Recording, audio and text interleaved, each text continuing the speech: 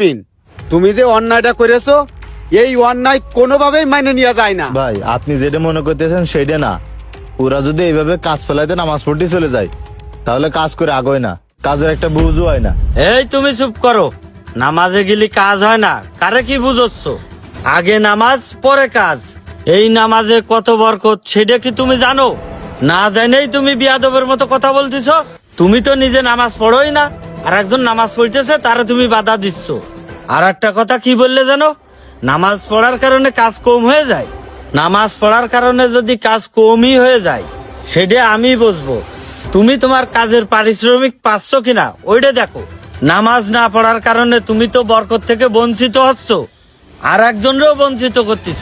শোনো মইনুল, আমি চাই না এরকম বেনামাজি মিস্ত্রি দ্বারা আমার এই বিল্ডিং এর কোনো কাজ হোক।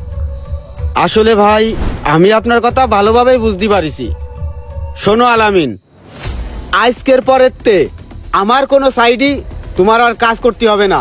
তুমি এখনই বের হয়ে যাও। ভাই আমার ভুল হয়ে গেছে, আমার এইবারের মতো মাফ করে দেন। একটা শর্তে আমি তোমারে ক্ষমা করতে পারি, আর সেই সত্যটা হলো আজকের পর থেকে তুমি যেইখানে কাজ করতে যাও আর যেই বিল্ডিং এ কাজ করো না কেন, আজান হওয়ার সাথে সাথে কাজ ফেলে রেখে তুমি এবং তোমার হেল্পার সবাই একসাথে নামাজে যাবা। আর এই নামাজ পড়ার কারণে যদি কাজের ক্ষতি হয়, কাজ কম হয়, সেটা আমি বুঝবো। তারপরেও যদি নামাজ পড়তে যাওয়ার কারণে কোনো হেল্পার কোনো মিস্ত্রির সাথে খারাপ ব্যবহার করো, তখন কিন্তু তোমার আমি আর কাজে রাখবো না। ঘাট ধাক্কা দিয়ে কাজের সাইড থেকে বের করে দেবো। মইনুল, একটা কথা বলি, শুধু এই কাজের ক্ষেত্রে না, আজকের পর থেকে যে কোনো কাজের ক্ষেত্রে সর্বপ্রথম নামাজের গুরুত্বই আগে দেওয়া লাগবে।